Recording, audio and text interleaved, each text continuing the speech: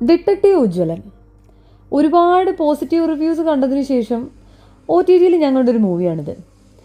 പക്ഷേ എനിക്ക് മനസ്സിലാവാത്ത കാര്യം എന്തുകൊണ്ടാണ് ഇത്രയധികം പോസിറ്റീവ് റിവ്യൂസ് ആ മൂവിക്ക് വന്നത് എന്നാണ്.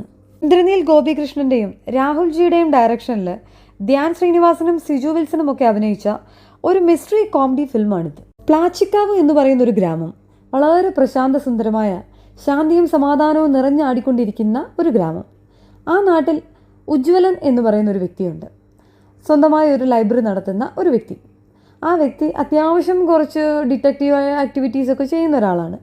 അങ്ങനെ സമാധാനപരമായി പോയിക്കൊണ്ടിരിക്കുന്ന ആ ഒരു ഗ്രൂപ്പിൽ സഡനായിട്ട് ഒരു സീരിയൽ കില്ലർ വരുന്നു.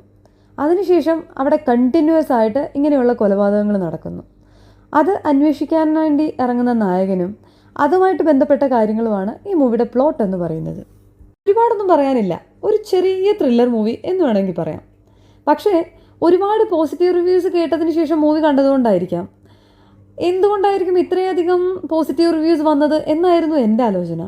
പക്ഷേ പിന്നീട് എനിക്ക് സംഗതി മനസ്സിലായി. ധ്യാൻ ശ്രീനിവാസൻ പുള്ളിക്കാരൻ്റെ എല്ലാ ഇൻ്റർവ്യൂസിലും പറയാറുണ്ട് പുള്ളിക്കാരൻ ചൂസ് ചെയ്യുന്ന പടങ്ങളെല്ലാം ഫ്ലോപ്പ് ആവാറുണ്ടെന്നുള്ളത്. അപ്പോൾ ഒരുപാട് മുൻവിധിയൊന്നും ഇല്ലാതെ നമ്മൾ ഈ മൂവി കണ്ടതുകൊണ്ടായിരിക്കാം നമുക്കെല്ലാവർക്കും നന്നായത് എന്നൊരു തോന്നലുണ്ടായത്. വളരെ നല്ല രീതിയിൽ തന്നെ ബാക്ക്ഗ്രൗണ്ട് മ്യൂസിക് ചെയ്തിരിക്കുന്നതുകൊണ്ട് തന്നെ ഞാൻ ആലോചിച്ച മറ്റൊരു കാര്യം ഇതിൻ്റെ തിയേറ്റർ എക്സ്പീരിയൻസ് ആണ്. ഒരുപക്ഷെ തിയേറ്ററിൽ പോയി ഈ മൂവി കണ്ടവർക്ക് അതിനെക്കുറിച്ച് അഭിപ്രായം ഉണ്ടായിരിക്കാം. നല്ലൊരു തിയേറ്റർ എക്സ്പീരിയൻസ് തരാൻ ഈ സിനിമയ്ക്ക് സാധിക്കുമെന്നാണ് എനിക്ക് തോന്നിയത്. അതുമാത്രമല്ല, സിനിമയുടെ ഫസ്റ്റ് ഹാഫ് ഭയങ്കര ഇൻട്രസ്റ്റിംഗ് ആയിട്ടാണ് പോകുന്നത്.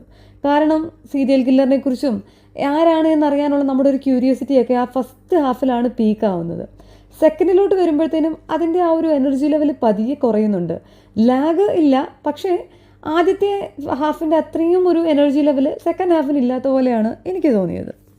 ആണ് ധ്യാനിൻ്റെ ഏറ്റവും നല്ല മൂവി എന്ന് പറയുന്ന ആളുകൾ ഒരുപക്ഷെ അടികപ്പിയാരെ കൂട്ടമണി പോലെയുള്ള സിനിമ കാണാതെ ആയിരിക്കാം ഇത് പറയുന്നത്. ഒരുപാട് പേരുടെ റിവ്യൂസിൽ ഞാൻ കണ്ടിരുന്നു ധ്യാനിൻ്റെ ഏറ്റവും നല്ല മൂവി ഇതാണെന്നുള്ളത്. പക്ഷേ ഇതിലും നന്നായി ധ്യാൻ പെർഫോം ചെയ്തിട്ടുള്ള വേറെയും സിനിമകളുണ്ട്. എന്നൊക്കെ പറഞ്ഞാലും സിനിമ കണ്ടിരിക്കാം എന്നുള്ളത് വാസ്തവം തന്നെയാണ്. പിന്നെ ലോജിക്കലി നോക്കിയാലും അക്സെപ്റ്റ് ചെയ്യാൻ പറ്റാത്ത കുറേ കാര്യങ്ങളുണ്ട്. പക്ഷേ സിനിമയിൽ എവിടെയാണല്ലേ ലോജിക്ക്? നമ്മൾ ആസ്വദിക്കാൻ വേണ്ടി മാത്രം കാണുന്നൊരു സാധനമാണ് ഈ സിനിമ എന്ന് പറയുന്നത്. അപ്പോൾ അവിടെ ലോജിക്ക് നോക്കേണ്ട ആവശ്യമില്ല. അങ്ങനെ നോക്കുമ്പോൾ കണ്ടിരിക്കാൻ കൊള്ളാവുന്ന ഒരു സിനിമ തന്നെയാണ്.